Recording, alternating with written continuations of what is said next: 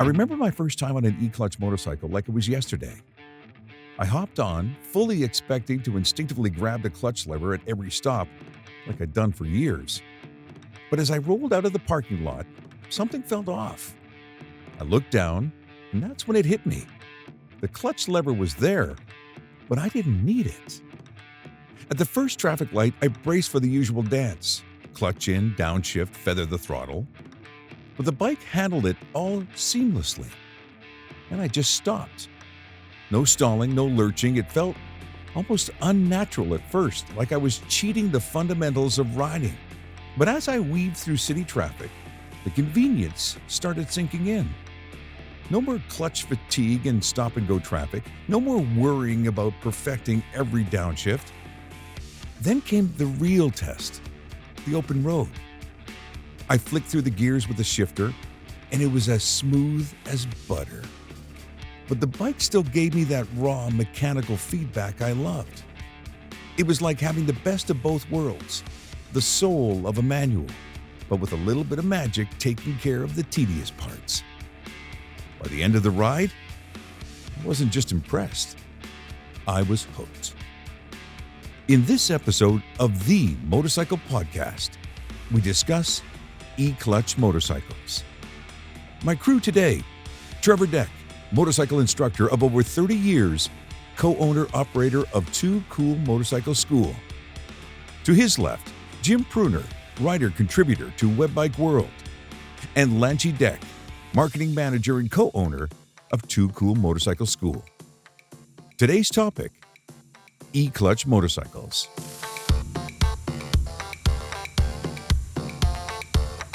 Well, there's a couple of different types, and the E-clutch on the BMW is the one I was reading about most recently, and it's where it's actually using electronics and servos and things like that to actuate the clutch. Okay, hold on. Don't lose us now. Servos. Little electric motors that, will move in a limited range. Okay. So it basically, you can ride the bike as normal, actuating the clutch lever yourself, or you can just let the bike do it, and it will, basically become an automatic transmission. There's other, types of automatics transmissions out there, like dual clutch transmissions, and I don't know, is the Honda one the same way? I think you read about it more than me. The BMW has ASA, which is the automated shift assistant. Where Honda differs a little bit, they got the dual clutch transmission, which I've spent a bunch of time. Is that on the Goldwing? It's on Goldwing. Because I've actually taken it out.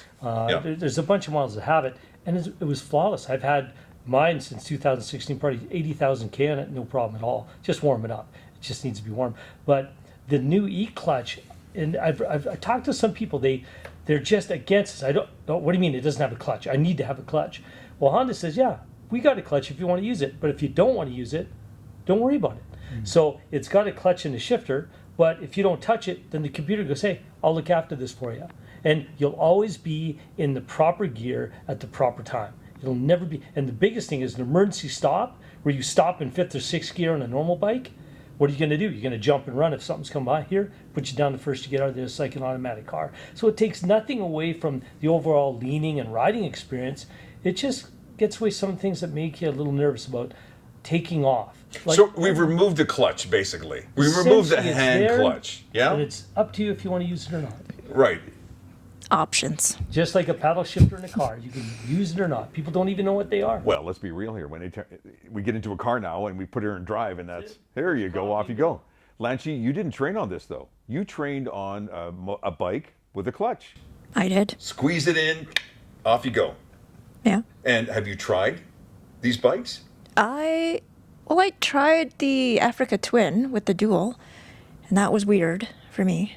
It's really different, though. How was it? Why was it weird? I'm just so used to having to use the clutch, and did it take you long to get used to no clutch?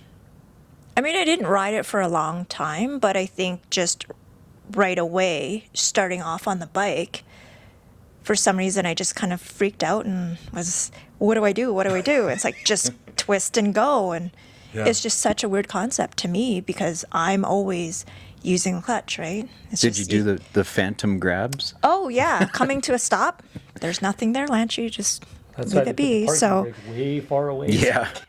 My first experience was on the Goldwing, and I took it out for a test drive, and they wanted me to review the bike because of that feature, and it was the weirdest thing. And I think it was weird for me because I trained on a bike, doing the whole old quote bunny ears traditional way of actually riding a bike, and I just thought, whoa, this is freaky. Got used to it, but at the same time, though, I felt I was missing something. Yeah, but who drove a standard car? Less people nowadays. So I did. In an automatic? Yeah, and I've got one right now, actually. Yeah, and I went back to it. Yeah, I did go back to it because I felt like I was missing something. I wasn't driving my car. I wasn't riding the bike. And that's what it did to me. It psychologically, it meant I wasn't really engaged in the whole activity of... Or did it give you more room to worry about other things? No, you know what? For me personally, it was the experience. That's part of the motorcycle experience. When you can physically feel you're in control of the bike. The bike's not doing all controlling the you. things. But I think that's the important thing we need to emphasize for people who aren't familiar is DCT, dual clutch bikes, Right. are way different than the ASA or the E-clutch systems on BMW Honda, because dual clutch is an entirely different system where there's no clutch lever at all. Right. You have automatic shifting or you have paddle shifting, and that is it. And it has other odd little quirks, like if you park the bike, you have to put on a park brake, because if you don't and you're on a hill, the bike can actually just roll right away. Right. So you would probably prefer the E-clutch or the ASA system, which if you didn't want it to be automatic, it never would be. You could just shift like normal, pull in the clutch, Bob's your uncle.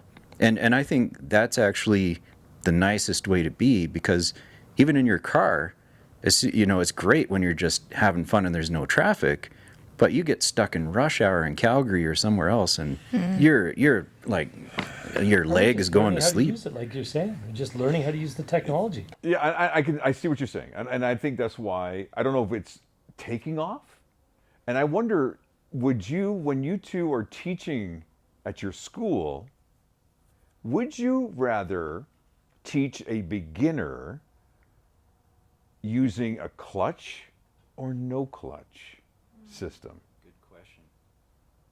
So I knock on your door, Lanchi, and I'm saying, hey, I hear you guys got a school. Yay, I want to learn. Are you throwing me on a bike that has a clutch or no clutch? I'm saying go to the website. No, just kidding.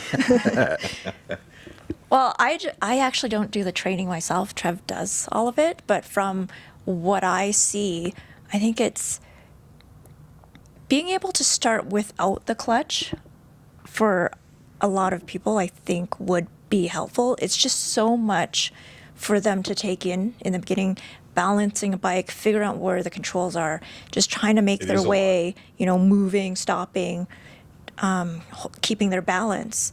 And I think if it's just one less thing on their plate, it would allow them to focus on, just making their way around. But now you made it easy for me. And now all of a sudden I'm jumping on a bike with a clutch. I'm going to lose my mind.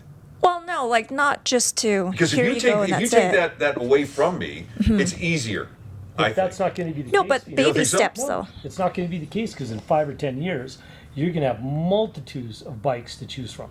Not just the 650. You're going to get the smaller bike, the bigger bike. Yeah, but I Now, signed you up have for the your option. course in 2025. Yeah, we're going to have an That's e-course. next- we're that's gonna right have now, a- man. We're going to have the retro course. So the retro course is going to take longer to do, because I'm going to take 3 hours to show you how to use a clutch, rather than a half hour to teach you how to move off like this and spend 2.5 hours doing emergency stuff and deal with how to stop and how to. But if you trail can brake do in that corner. both, if you have the option of using the clutch or no clutch, you can even transition from, okay, you're struggling right now with just getting going. Why don't we just not think about the clutch at the moment? So- let's work on these other components. Simplify, build confidence, and then it can grow Yeah. from there. Do you really believe that it's going to be easier for someone to transition into a clutch? Easy. Easier than if it was the other way around? Yep.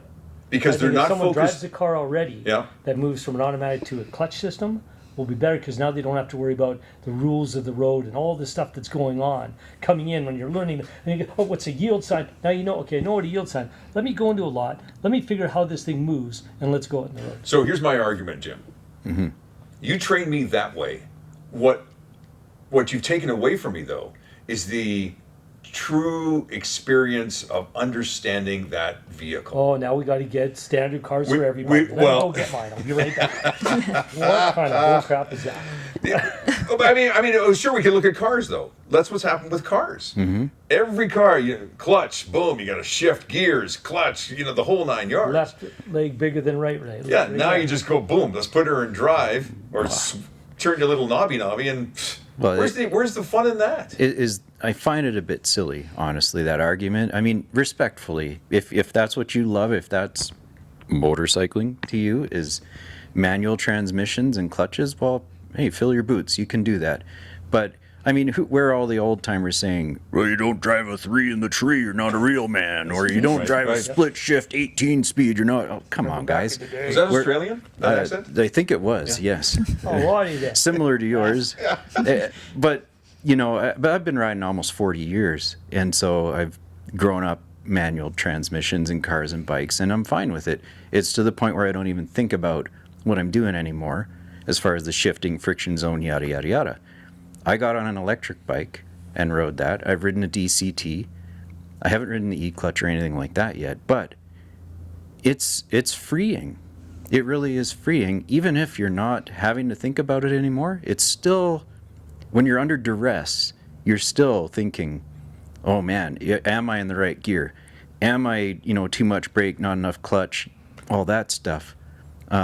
And if manufacturer's idea is to get more people involved in motorcycling, let's make it easier for them. That's how we grow. Would that be fair? Well, I think also for some people, they just don't have the mental capacity sometimes, as you're saying. Like tapping their tummy Yeah. and rubbing their... Yeah, and it's just they want to ride, but they just can't piece it together, right? So eliminating that aspect of it or giving them the option to, as Trev says, build that confidence, then it allows them to say, you know what, I can do this. I can ride without having to, because that's the one thing with our students.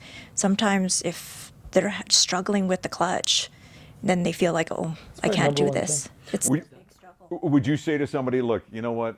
And because in the past, without the existence of this technology, you may have said to them, I don't know if you would have said to them, I'm sorry, Jim, you're just not made out for this thing. You just can't coordinate your tummy with your head tapping. Would you, I mean, seriously, would you have that conversation with them? Because it's putting them in a very dangerous position when they can't coordinate their left hand from their right hand to their left foot to their right foot. We've had a few conversations. Very few conversations have to lead into the basketball talk. I talk about it, but it's almost used after they've admitted that they can't do this, that they're there for a wrong reason. Wouldn't you love to have grabbed them now and said, hey, remember we talked a couple of years ago? I want to bring you back and I want to show you something. What I want to get to. Wouldn't that be something? Because now they saw Lanchi flying down the road and going, oh, I want to be just like her, right? But I don't have the coordination to do it. But now you're telling me that I don't have to coordinate as much? There's something here, guys. It is. It's just as long as you have balance and there's not a medical type issue with the ears or whatever, you can ride a motorcycle. But not everybody, and we're going to hear this more and more in the coming years. Why do I need to use the clutch? Why do I need to learn this? I'm not buying that bike. I'm buying a Zero. I'm buying the Harley Electric. I'm going to get the hybrid Kawasaki that has this. Or I'm going to go for the E-clutch. I'm going to get the ASA. So now we're going to be like, we have to, as a school, say, hey, here's our fleet of bikes with E-clutches. We're going to learn this way first, and we're going to introduce the clutch later. And it's this simple, teaching people how to downshift. We do 2 little revs. 2 little revs, 1 rev gets the RPM up a little bit more. You release the clutch, it's smoothie, it sounds cool downtown. But to teach people to do that, so we stopped. We went, you know what, we're going to change things. Let's just teach how to release the clutch slowly, and then later, I'll introduce it. And almost 100% success, because they've got the simplified form. Now they're like, let's make it sound good. It was like having the best of both worlds. the soul of a manual, but with a little bit of magic taking care of the tedious parts. My thanks to Lanchy Deck, Jim Pruner, and Trevor Deck. My name is Phoenix. On the next episode, In a situation like that where you don't want to get that arm pump going from clutching so much, man, you just flip her into auto and you go home. you're listening to The Motorcycle Podcast, a presentation of L2R World. Discover more at www.l2rworld.com.